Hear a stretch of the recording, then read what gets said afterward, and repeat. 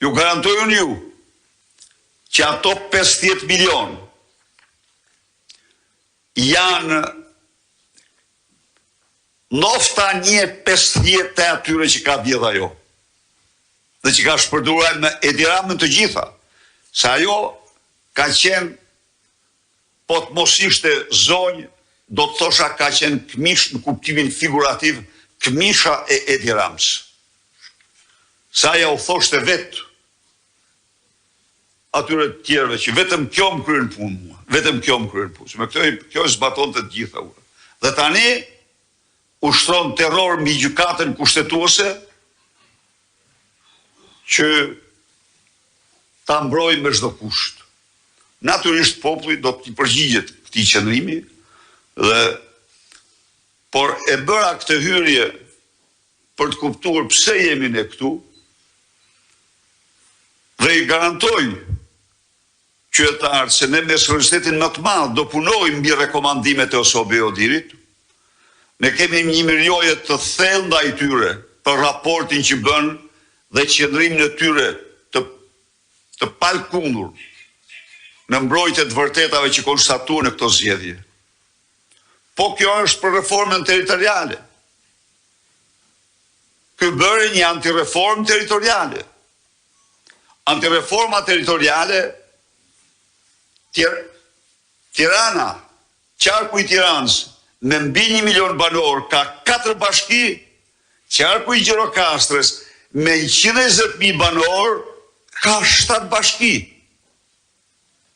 Kuptojnë vetë. Pretendoj se me këtë reformë do të lehtësohet barra mbi qytetarët në rroga, është dyfishuar numri I parazitëve mbi qytetarët. Po tashmë nuk janë të zgjedhur, janë të mbruar. Shqipëria në raport me popullatën natyrisht duhet të ketë një numër jo të madh të bashkive dhe komuna, por raport me terrenin, në qoftë se I qëndrojnë parimit që qytetarët do të kenë shërbimet, do të kenë drejtimin, do të kenë njerëz të zgjedhur. Shqipëria është tjetër. E ka lanë të pavdekshme një kinez. Në vitet 70, udhtoi nga Tirana në Fiers, dhe u tha kolegëve të tij inxhinier, tha, pse thonë Shqipëria që ke vogël, tha, po vetëm puka është tha Shqipëria, sepse rruga ishte e gjatë. Cila është sot sigurisht infrastruktura ka ndryshuar, po prap kemi zonën e.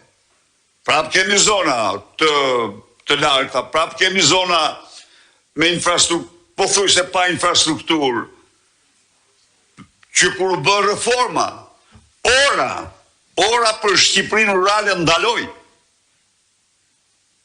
Ndaloi edhe një ligj që miratuam ne në 2012 për të hequr 8 vite taksat për ata që investojnë në ato zona, zonat malore, e anulloi të parin. Ka ndaluar atje. Dhe tani do të shpërbej kartelet me troje në male. Ndaj dhe edhe në këtë reformë, ne do japim mendimet tona, kontributin ton, duke patur parasysh. Ne nuk I qëndrojmë skemës së mëparshme. Nuk themi se 410 bashki dhe komuna do t'jenë, se disa prej tyre ju garantojnë ju, ka ngel vetëm stane bagtishtani, njerëzit kanik, po prap se prap, aty ku ka mundësi dhe komunitete, ne do të gjejmë, do të qëndrojmë.